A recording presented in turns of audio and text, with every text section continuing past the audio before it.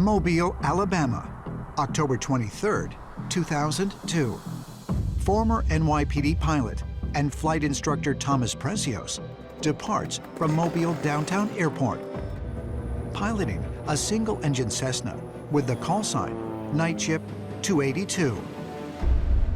The story of Night Ship 282 is quite alarming. A Hollywood scriptwriter couldn't come up with this one.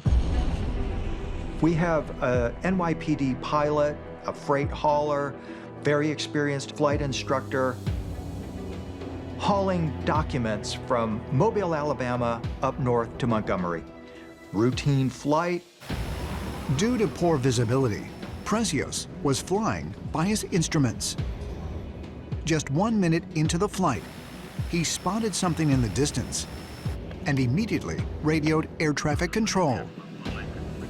He saw what looked like another plane in the sky. It was just confirming that that was another plane up there. And then all of a sudden, he's alarmed, he's panicked, something is coming at him. This pilot sees an object in front of him on a collision course with his plane. What does he do? He radios a request for permission to deviate. I must deviate, he says over the radio. He deviates. Silence. The transmission goes dead. 5 minutes after takeoff, Night Ship 282 crashes into Big Bateau Bay. Tragically, Thomas Precios is killed on impact. When investigators from the National Transportation Safety Board, or NTSB, arrive at the scene, they discover parts of the Cessna scattered over an area of nearly 200 yards.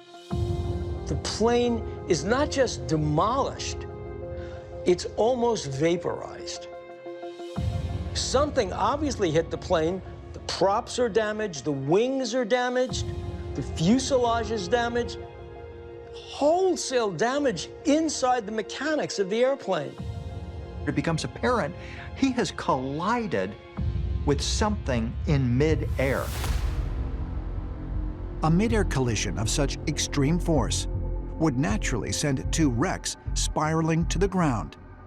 But an extensive search of the area produced only one aircraft. No other wreckage was ever found. No other craft which would have presumably done this.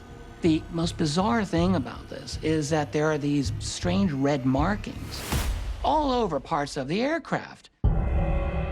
These red markings have not been identified, as far as I can tell.